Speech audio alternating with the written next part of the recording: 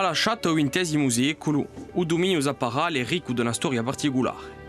Vero paesolo con una vita sviluppata è diventato un dominio rinomato in Corsica Pausawino solo a partire dal 1988, quando Filippo Farinelli l'ha ripiato.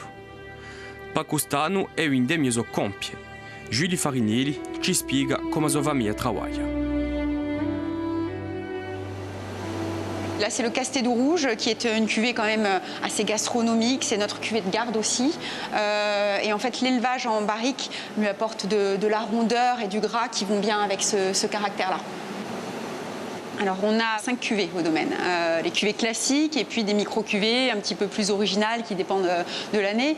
J'aime souvent dire, en fait, le vin, c'est absolument pas comme une recette de cuisine où on peut resuivre le fil conducteur d'année en année. En réalité, les assemblages diffèrent vraiment d'une année à l'autre. Il y a une sélection déjà en parcelle qui est déterminée à l'avance et qui va permettre d'aller vers telle ou telle cuvée. Et puis ensuite, il y a aussi ce que l'on va goûter, ce que l'on a rentré.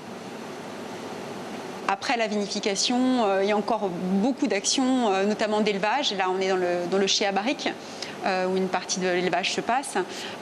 Donc avant l'assemblage final, il peut s'écouler 3 mois ou 1 an. La vallée de l'Ortole, c'est une vallée qui est absolument extraordinaire. Déjà, on a beaucoup de chance parce que c'est une vallée qui est en grande partie sauvage et en autre partie agricole, mais avec de l'agriculture très extensive et quelques magnifiques vignobles.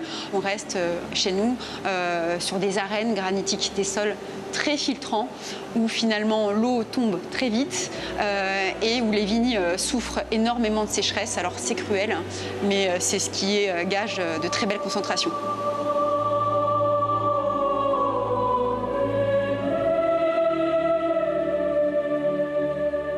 Concentrazione forte ma quantità debole per via della stagione, conosciuto Pausawino, il dominio zaparale ha scelto di diversificare la sua offerta.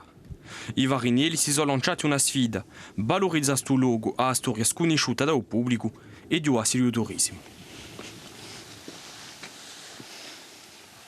Alors Julie, qu'est-ce qu'il y avait sur ce hameau auparavant? Je dirais que c'était un vrai lieu de vie. Au XIXe siècle, c'était déjà effectivement un hameau privé où 25 familles d'artisans habitaient, donc forgerons, mouliniers, boulangers. Il y avait même un bâtiment qui servait à la gendarmerie nationale pour toute la vallée de l'Ortole. Bon, il n'y a plus les gendarmes, c'est fini.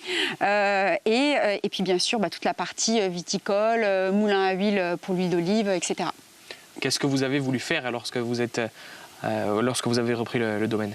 Alors d'abord, on a commencé par le vin, restructurer le vignoble, recommencer cette aventure du vin. Et puis petit à petit, on s'est attelé à la restauration du hameau. On avait déjà fait une première bergerie-hôtel, puis une deuxième, une troisième. Mais là, on vient de sortir de 6 ans de projet et 3 ans et demi de chantier pour refaire vraiment le cœur du hameau. Tout ce qui est les circulations, les pavés... l'aménagement paysager, les fontaines, les escaliers, etc. Tout ça n'existait pas en fait. Donc on a voulu vraiment recréer le petit hameau, l'esprit village en fait. Voilà.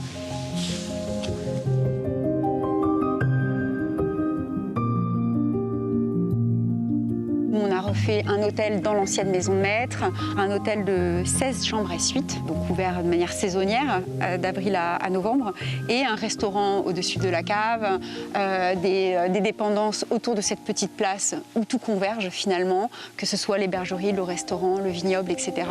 Et c'est vraiment le cœur de ce hameau qui bat maintenant à nouveau. Et voilà. Donc malgré toutes les difficultés, tout le travail, on se dit on a bien fait de le faire. Voilà. On a des très bons retours, ça se passe merveilleusement bien.